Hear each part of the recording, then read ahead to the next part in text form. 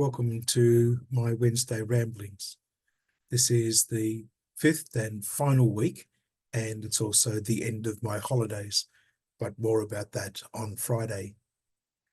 As we've looked through this series, I've wanted to remind people of the very real need that we have.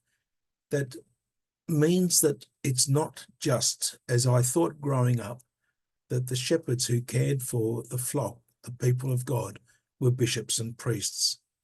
As we've heard since Vatican II, the popes that have been in I won't say power in a bad sense, but those who have led the church have been men who have been shepherds who wanted that each of us know our responsibility, our vocation to be Christ's witnesses and followers in the world, but that we are the ones who lead others into the gospel. And so that's why the Book of Wisdom a couple of weeks ago reminded us that God doesn't want us to die. God doesn't want our extinction. He wants us to be.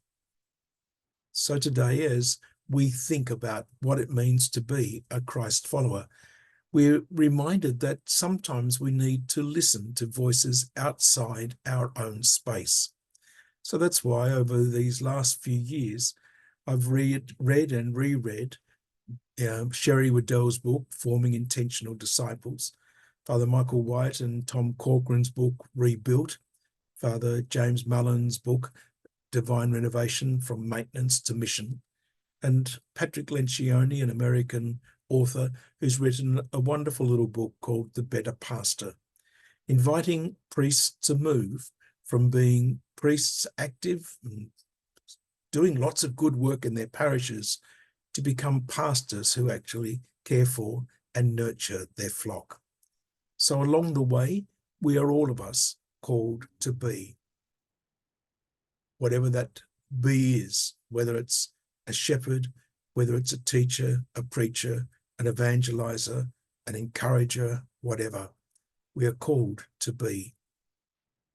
Today, I'd like to pray that we will truly reflect what it means to be Christ's witness in the world, to be the shepherd who leads others to a knowledge of God, and especially encourage us to be people who go out and, using a tool like Alpha, be able to provide an opportunity for others to come and see. So go back to my normal routine. I look forward to seeing you next week on my Wednesday rambling.